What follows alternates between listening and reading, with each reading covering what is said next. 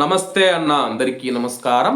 కువైట్లో ఇటీవల కాలంలో చాలా మంది అడుగుతూ ఉన్నారు, కువైట్లో పాస్పోర్ట్ పోతే ఏం చేయాలని చెప్పేసి చాలా మంది కామెంట్ రూపంలో, మెసేజ్ల రూపంలో అడుగుతూ ఉన్నారు. దీనికి సంబంధించిన వివరాల్లోకి వెళితే, కువైట్లో పాస్పోర్ట్ పోతే దానికి సంబంధించిన ప్రాసెస్ ఎలా ఉంటుందని చెప్పేసి ఈ వీడియోలో మీకు తెలియజేస్తాను.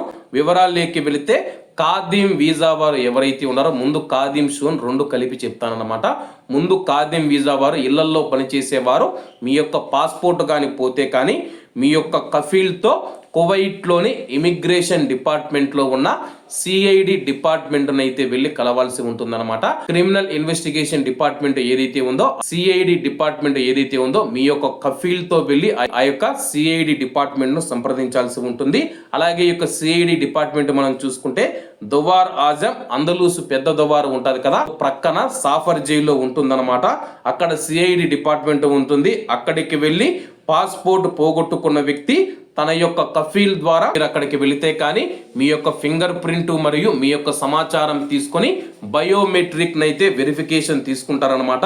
అక్కడ మీ యొక్క పాస్పోర్ట్ సైజు ఫోటో తీసుకొని వాళ్ళు పూర్తిగా పరిశీలించిన తర్వాత, అలాగే ఆ యొక్క వ్యక్తి పాస్పోర్ట్ పోయిందని చెప్పేసి బయోమెట్రిక్ వెరిఫికేషన్ చేసి స్టాంపు వేసి మీకు ఒక పత్రాన్ని అయితే ఇస్తారనమాట. ఆ యొక్క పత్రాన్ని తీసుకుని వెళ్ళి ఇండియన్ ఎంబసీలో ఉన్న పాస్పోర్ట్ విభాగంలో ఇస్తే కానీ ఇండియన్ ఎంబసీ అధికారులు మీకు అదే పాస్పోర్ట్ను మళ్ళా ఇష్యూ చేస్తారనమాట. కాబట్టి కువైట్లో ఉన్న మన భారతీయులు ఎవరైనా పాస్పోర్ట్ పోగొట్టుకుంటే కానీ అందలూసు దువార్ దగ్గర ఉన్న సాఫర్ జైల్లోకి వెళ్ళి సిఐడి డిపార్ట్మెంట్ ఉంటుంది. ఆ యొక్క సిఐడి డిపార్ట్మెంట్లో మీ యొక్క కఫీల్తో అయితే వెళ్ళవలసి ఉంటుంది.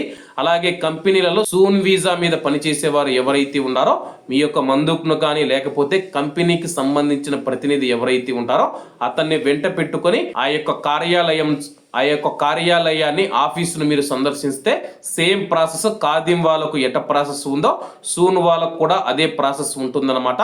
కాబట్టి ఈ యొక్క విషయాన్ని గమనించగలరు. కాబట్టి అందరూ బాగుండాలి, అందులో మనం ఉండాలి. అందరికీ నమస్తే అన్న, జై హింద్.